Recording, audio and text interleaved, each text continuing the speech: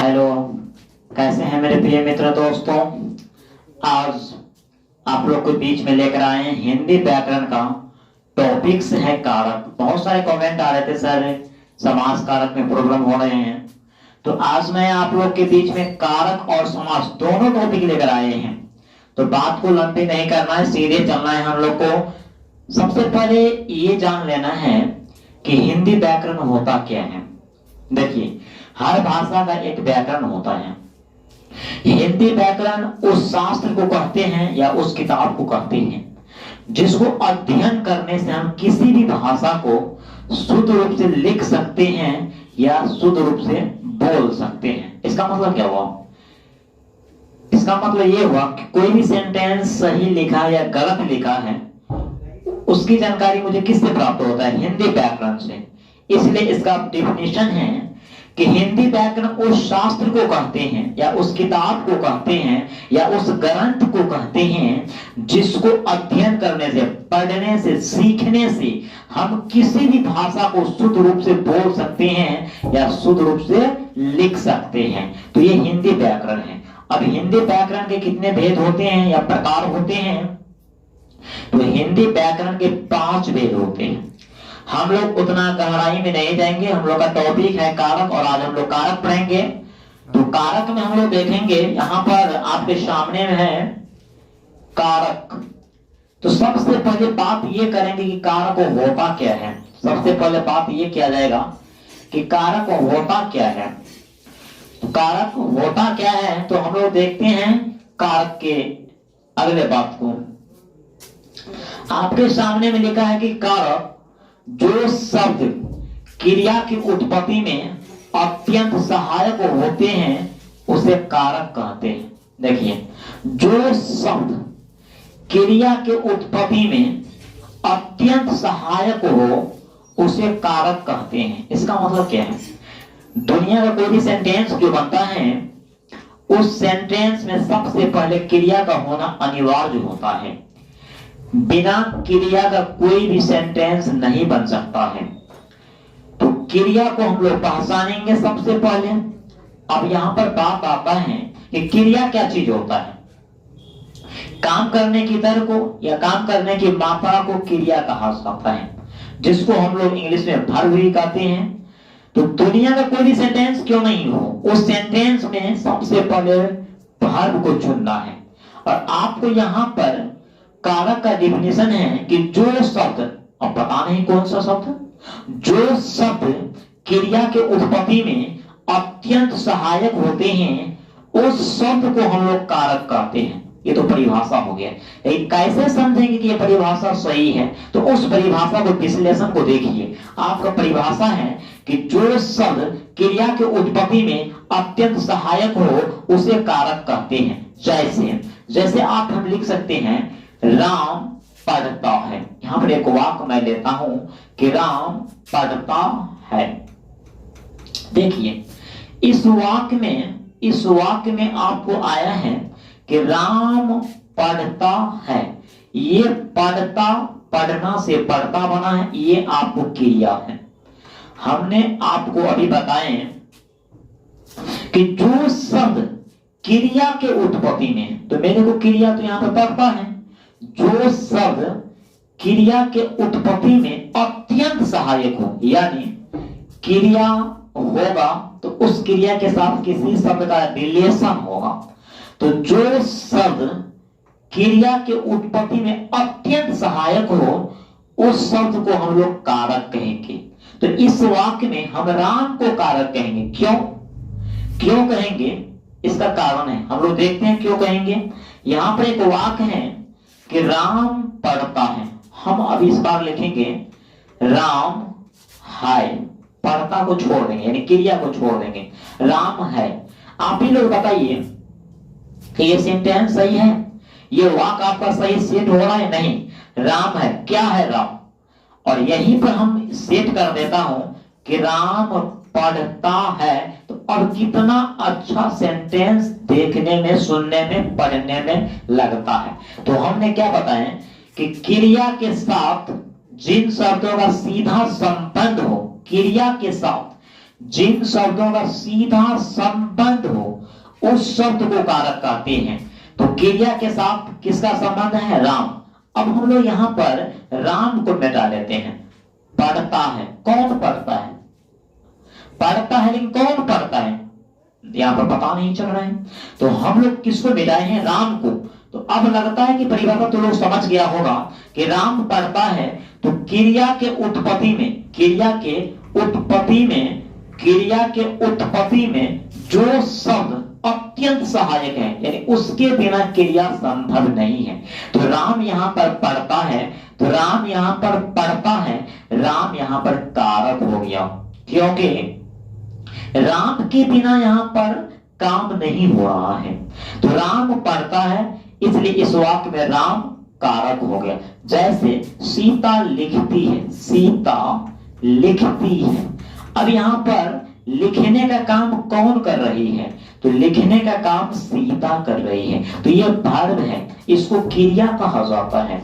तो क्रिया के साथ जिन शब्दों का सीधा संबंध हो, सीधा कनेक्शन हो, उसी शब्दों को कारक कहा जाता है। आज के बाद कारक में थोड़ा सा भी प्रॉब्लम नहीं होगा। यदि होगा तो आप कमेंट कर सकते हैं। हमने आपको एक शब्द में बताए हैं कि क्रिया के साथ जिन शब्दों का सीधा संबंध होते हैं उस शब्द को कारक कहते हैं। तो यहां पर लिखना से लिखती बनी है, तो क्रिया कौन करता है? सीता। यानी सीता कौन सा काम कर रही है? लिखने का। तो लिखने का संबंध किससे है? सीता से। इसलिए आपको इस वाक्य में सीता आपको कारक हो गया। अब कौन सा कारक है ये आगे हम लोग पढ़ेंगे, लेकिन फिलहाल हम लोग परिभाषा समझ गए कि कारक क्या चीज होता है।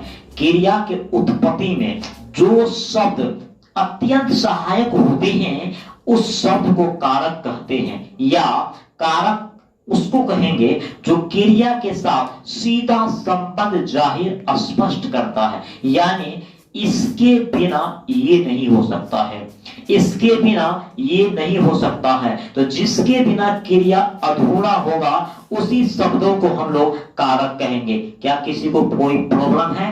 कोई प्रॉब्लम नहीं। चलिए आगे हम लोग चलते हैं। अब हम लोग आगे ये चलेंगे, कारक के भेद पर चलेंगे हम लोग। अब कारक के कितने भेद होते हैं? कारक के 8 भेद होते हैं, या कारक 8 प्रकार के होते हैं। हम लोग बचपन से पढ़ते आते हैं कि कारक के 8 भेद होते हैं। उसमें हम लोग आज पहला पढ़ेंगे कर्ता कारक। ध्यान देना है, कर्ता कारक हिंदू धर्म में आप लोग सुने होंगे या देखे भी होंगे। जो अग्निदान में भाग लेते हैं उसको कर्ता कहा जाता है, और वह व्यक्ति कोई काम का अंजाम नहीं देते हैं। लेकिन यहाँ पर हिंदी व्याकरण में कर्ता काम का अंजाम देगा, अर्थात किसी भी काम को करने वाले को कर्ता कारक कहा जाता है। किसी काम को करने वाला कर्ता कारक कहलाता है। किसी काम को, दुनिया का कोई भी काम है, उस काम को करने के लिए मनुष्य की जरूरत होती है या किसी यंत्र की जरूरत होती है। तो यंत्र को भी संकेत देने के लिए मनुष्य की जरूरत पड़ती है। तो सीधा हम लोग कह सकते हैं कि किसी काम को करने वाले को कर्ता कारक कहते हैं। जैसे राम ने आज क्रिकेट खेला, जिसे राम आज क्या खेला? क्रिकेट। यहाँ पर खेलना क्रिया है। तो राम कौन सा काम कर रहा है? खेलने का काम। तो खेलने का काम कौन कर रहा है? राम। राम क्या कर रहा है? खेल रहा है। तो खेलना क्रिया है, काम है। तो हमने क्या बताया कि काम को करने वाले कर्ता कारक कहलाते हैं। तो यहाँ पर राम हो गया आपको कर्ता कारक। गीता पत्र लिखती है, ध्यान दीजिएगा, गीता पत्र लिखती है। पत्र कौन लिखती है? गीता। लिखने का काम कौन कर रही है? गीता। किसी काम को करने वाले कर्ता कारक कहलाते हैं। किसी भी काम को अंजाम देने वाले को कर्ता कारक कहते हैं। तो यहाँ पर राम खेलने का काम कर रहा है, यहाँ पर गीता लिखने का काम कर रहे हैं। राकेश ने न्यूज पेपर पढ़ा, और न्यूज पेपर पढ़ने का काम कौन कर रहा है? राकेश। तो काम करने वाले को कर्ता कारक कहते हैं। काम करने वाले को कर्ता कारक कहते हैं और इस कारक का जो चिन्ह होता है वह ने चिन्ह होता है। लास्ट में हम आपको विभक्ति चिन्ह बताएंगे, लेकिन हम लोग अभी तक में क्या पढ़े हैं थोड़ा सा रिपीट कर लेते हैं। क्रिया के साथ जिन शब्दों का सीधा संबंध होते हैं उसी शब्दों को कारक कहा जाता है। कारक 8 प्रकार के होते हैं, जिसमें पहला हम लोग अभी पढ़े कर्ता कारक। कर्ता कारक जो होते हैं काम करने वाले को कर्ता कारक कहते हैं। किसी को कोई दिक्कत नहीं हो रहे हैं तो कर्ता कारक काम करने वाले को कर्ता कारक कहते हैं। चलते हैं मेरे प्रिय मित्रों नेक्स्ट 2 नंबर पे। 2 नंबर जो है वह कर्म कारक है। अब बताइए, हम जो कोई काम करेंगे तो उसका कुछ न कुछ रिजल्ट आता है, कुछ न कुछ रिजल्ट आएगा। जैसे हम एग्जाम देंगे तो रिजल्ट आएगा, जो भी डिवीजन हो लेकिन रिजल्ट आएगा। हम अपने उंगली को काटेंगे तो रिजल्ट यह निकलेगा कि ब्लड आएगा। तो अब कर्म कारक क्या होता है? क्रिया का फल जिस पर पड़ता है उसको कर्म कारक कहा जाता है। ध्यान देना मेरी परिभाषा को, दुनिया के किसी व्याकरण में यह परिभाषा नहीं मिलेगा आपको।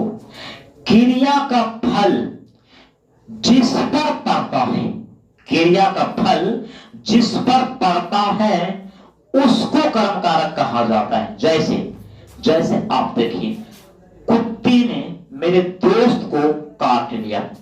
यहां पर काटने का काम कुत्ता किया, लेकिन किसको काटा? मेरे दोस्त को। तो काटने का रिजल्ट किस पर जा रहा है? दोस्त को। किसको काटा?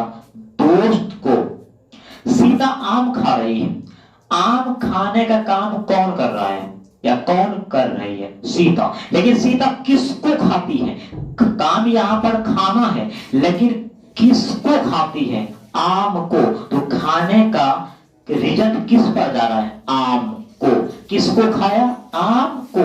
किस पर रिजल्ट जा रहा है? आम पर जा रहा है। क्रिया का फल जिस पर जाएगा, जिस पर पड़ेगा उसको कर्म कारक कहेंगे। ध्यान दीजिए, राम ने घोड़े को पानी पिलाया। पानी तो राम पिलाया, लेकिन किसको पिलाया? घोड़े को। किसको? घोड़े को।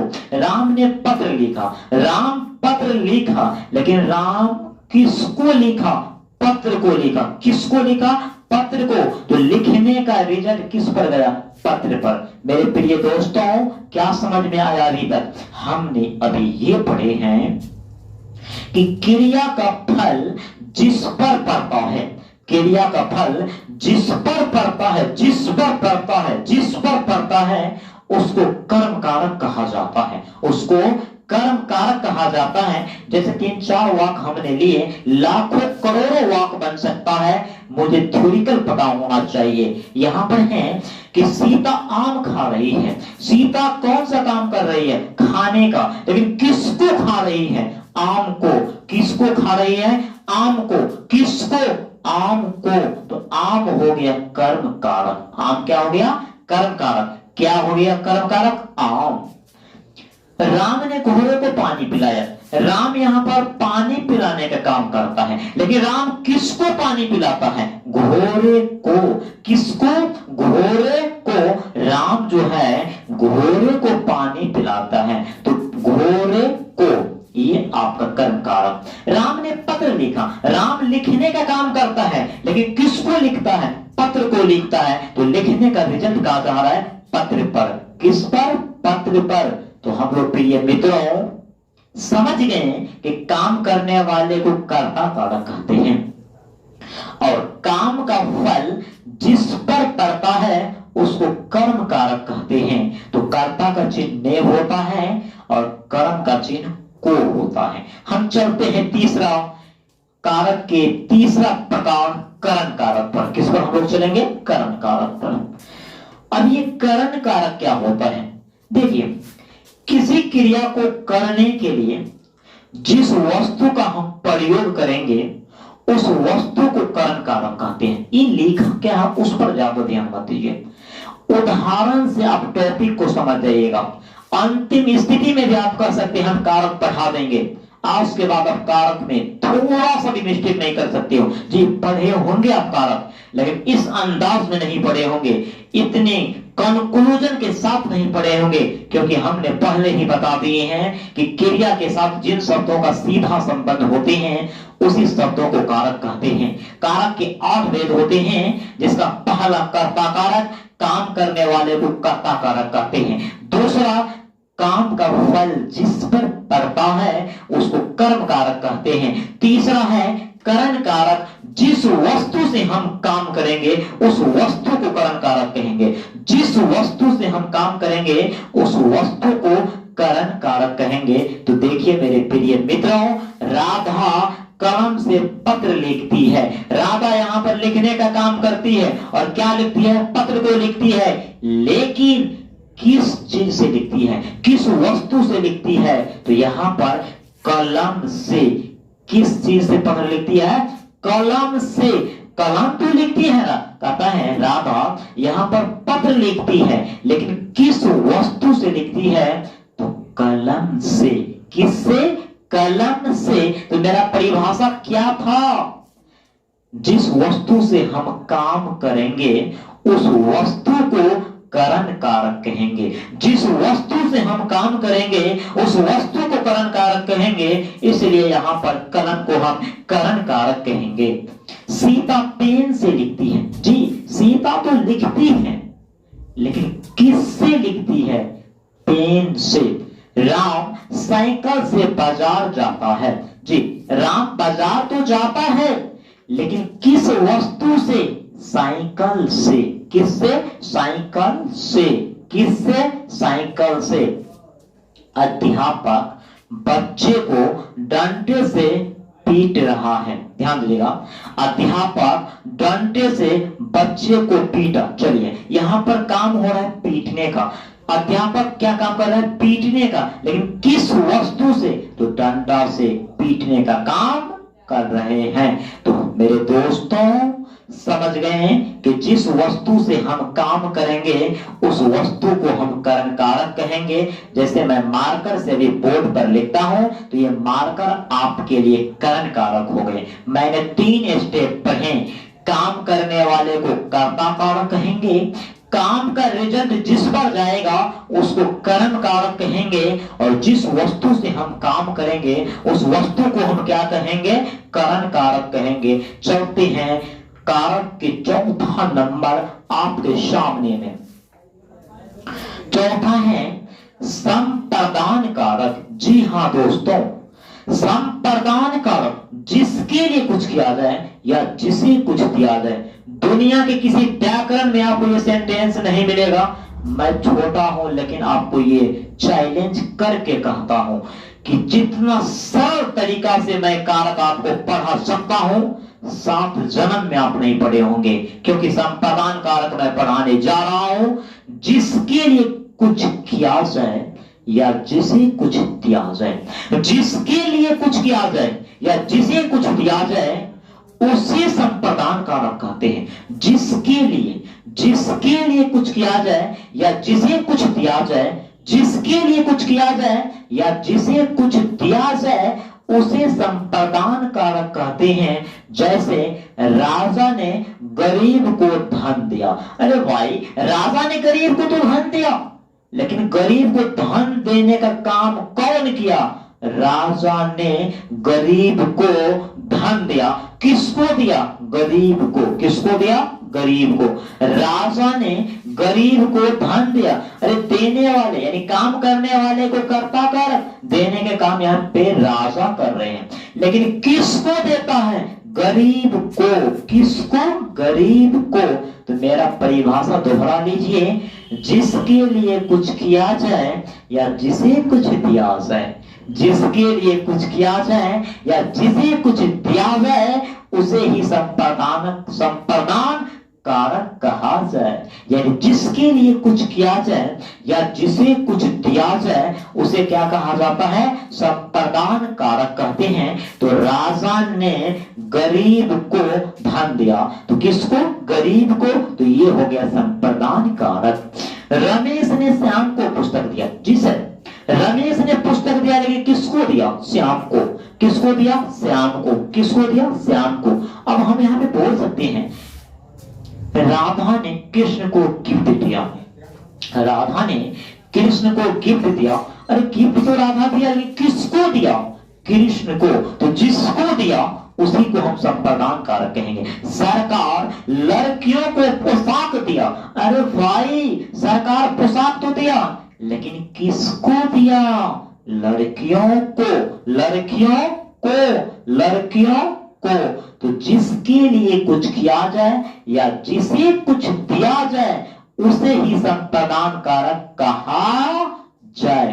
तो जिसके लिए कुछ किया जाए या जिसे कुछ दिया जाए उसे संप्रदान कारक कहते हैं। हमने कारक के 4 प्रकार पढ़ लिए हैं। पहला कर्ता कारक, काम करने वाले को कर्ता कारक कहते हैं। काम का फल जिस पर पड़ता है उसको कर्म कारक कहते हैं, और जिस वस्तु से हम काम करेंगे उसे करण कारक कहते हैं, और जिसके लिए हम काम करेंगे या जिससे हम कुछ देंगे उसे संप्रदान कारक कहते हैं। तो चलते हैं कारक के 5वें नंबर प्रकार पर, संबंध कारक। जिसे नाम से यह स्पष्ट है, संबंध, रिलेशनशिप होना चाहिए, संबंध होना चाहिए। जिस शब्दों से संबंध का बोध हो, जिस संज्ञा या सर्वनाम शब्दों से किसी दूसरी वस्तु का संबंध जाहिर हो। आपका परिभाषा आपके सामने में है, ये उदाहरण समझिए, प्रैक्टिकल नॉलेज लीजिए।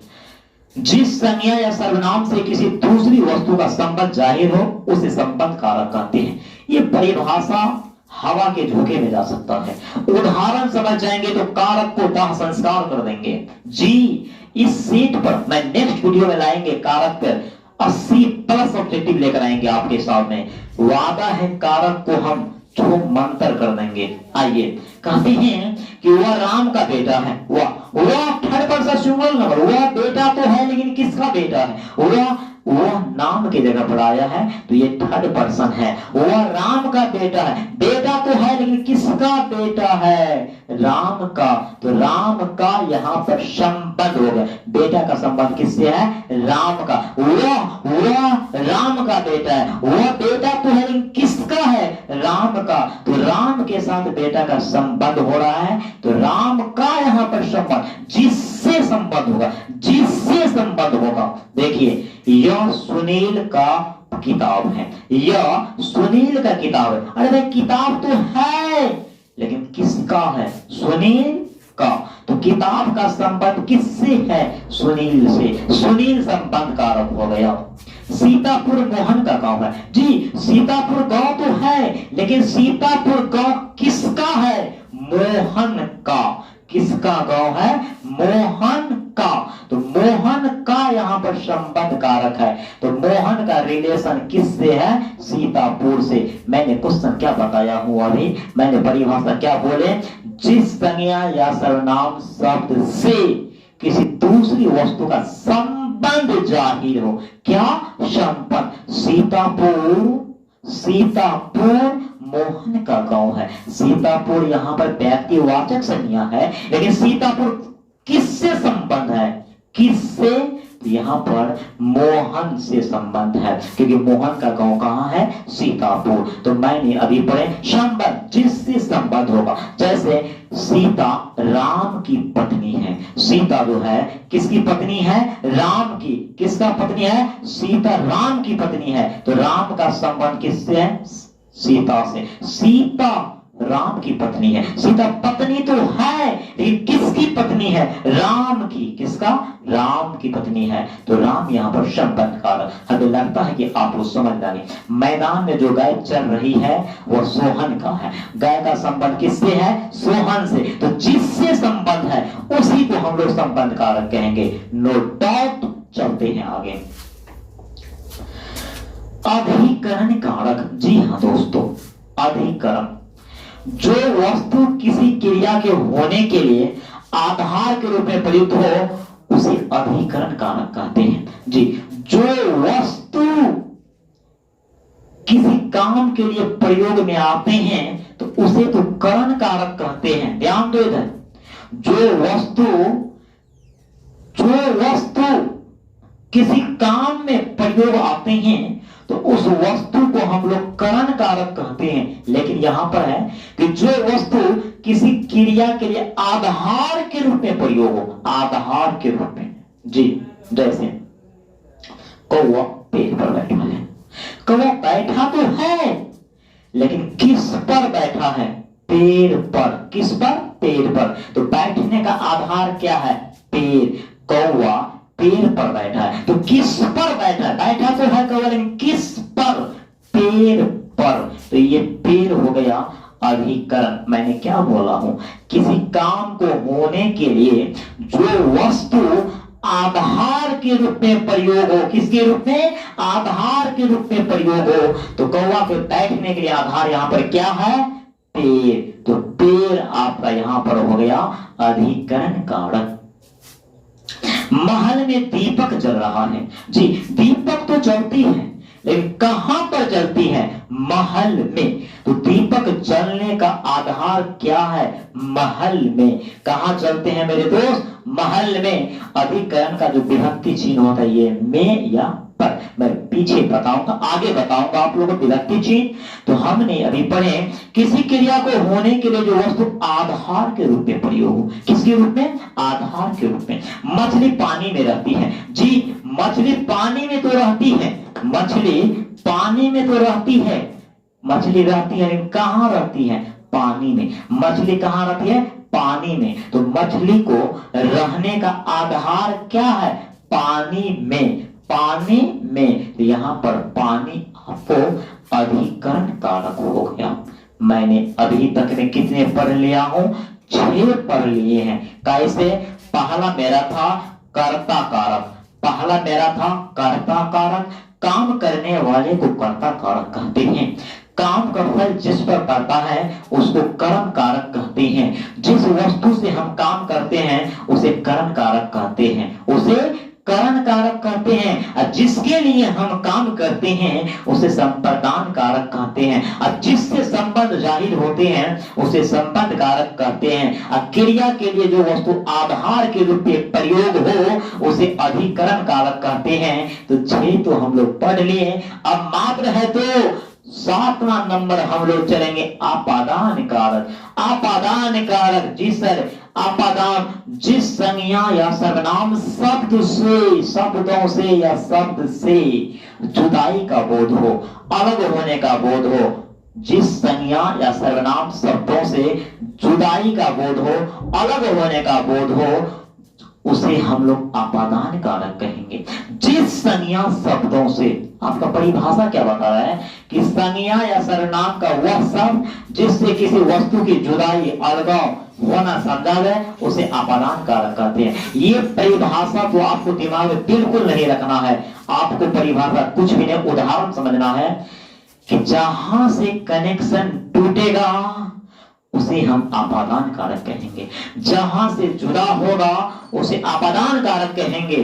जहां से आपका कनेक्शन टूट जाएगा तो सबसे पहले रिलेशन बनेगा, उसके बाद टूटेगा। तो रिलेशन बनना संबंध कारक, रिलेशन टूटना आपादान कारक। तो जहां से, जैसे गंगा हिमालय से निकलती है। हाँ जी, गंगा निकलती है लेकिन कहां से? कहां से? कहां से? हिमालय से। तो गंगा कहां से जुदा हो गई? हिमालय से। तो हिमालय यहां पर हो गया आपादान कारक। लेकिन आपको यहां पर देखना है सुरेश छत से गिर गया। जी, सुरेश तो गिर गया लेकिन कहां से गिर गया? छत से। तो सुरेश का कनेक्शन कहां से टूट गया? छत से। सुरेश छत से गिर गया। सुरेश छत पे था, सुरेश का कनेक्शन छत से है। लेकिन सुरेश गिर गया, लेकिन कहां से गिर गया? छत से। आसमान से बिजली गिरती है। जी, बिजली तो गिरती है लेकिन कहां से गिरती है? आसमान से। तो जहां से अलग होगा, बिजली कहां से अलग होता है? आसमान से। सूरज कहां से अलग होता है? छत से।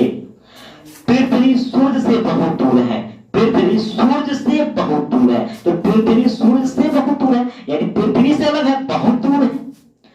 पेड़ से पत्ते गिरते हैं। जी, पत्ते तो गिरते हैं लेकिन कहां से गिरते हैं? पत्ते तो गिरते हैं लेकिन जुदा होगा, जहां से अलग होगा, जहां से कनेक्शन टूटेगा, उसे ही हम लोग क्या कहेंगे? आपादान कारक कहेंगे। क्या? आपादान कारक कहेंगे।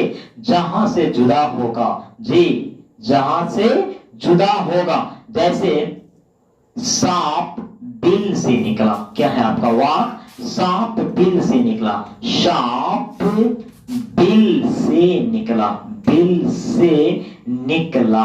जी, सांप निकला, लेकिन कहां से निकला? बिल से, बिल से। तुम मेरे दिल से निकला, कहां से निकला? मेरे दिल से निकल गया। इसलिए पहले तू मेरे दिलों में बसता था, लेकिन तूने मेरे दिल से निकल गया। जहां से निकल गया, जहां से जुदा हुआ, जहां से अलग हुआ, जहां से कनेक्शन टूटा, उसी शब्दों को आपादान कारक कहेंगे। उसे क्या कहेंगे? आपादान कारक कहेंगे। जी हां दोस्तों, आज के बाद कारक ये मत कहना कि सर समझ में नहीं आता है। कारक को यूं चुटकी में उड़ा देंगे, क्योंकि हमने पहले पढ़े हैं कि क्रिया के साथ जिन शब्दों का सीधा संबंध होते हैं उन्हीं शब्दों को कारक कहते हैं। और कारक के 8 भेद होते हैं।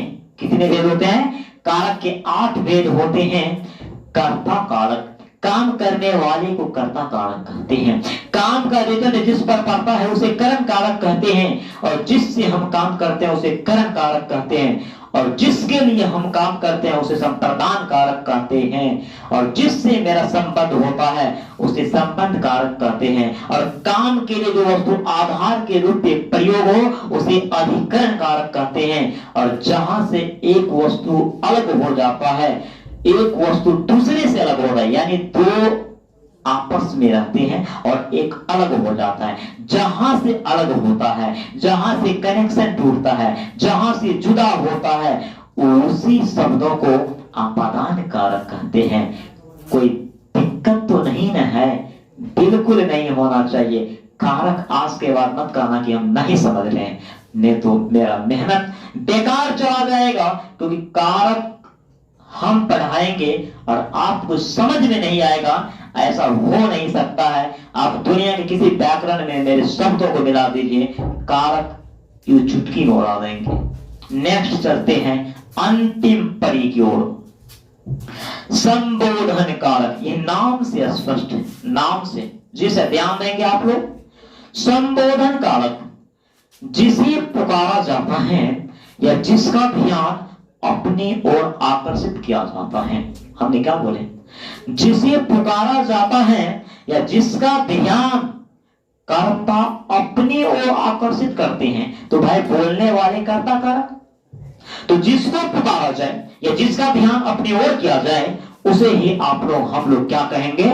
क्या कहेंगे? क्या कहेंगे? संबोधन कारक। संबोधन का मतलब ही होता है पुकारना। हे भगवान दया करो। आप किसको बोल रहे हैं दया करो? हे भगवान। आप भगवान को पुकारे।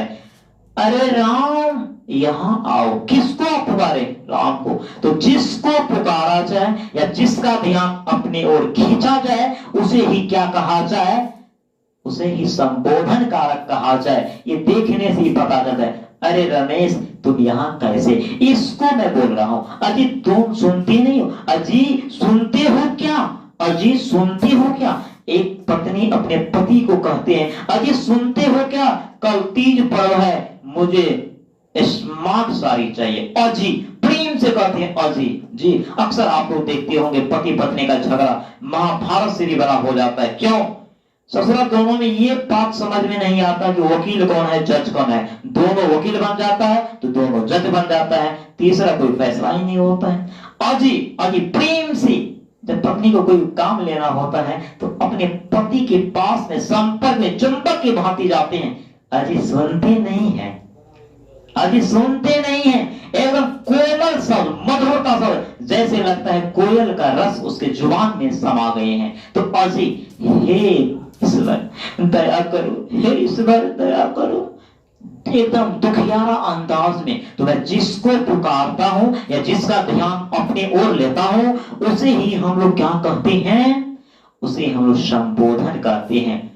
अजी कल पटना जाना है, जी, जिसको मैं बोलता हूं, जिसको पुकारता हूं, जिसको मैं सुनाता हूं, उसे ही क्या कहेंगे? उसे हम लोग संबोधन कारक कहेंगे।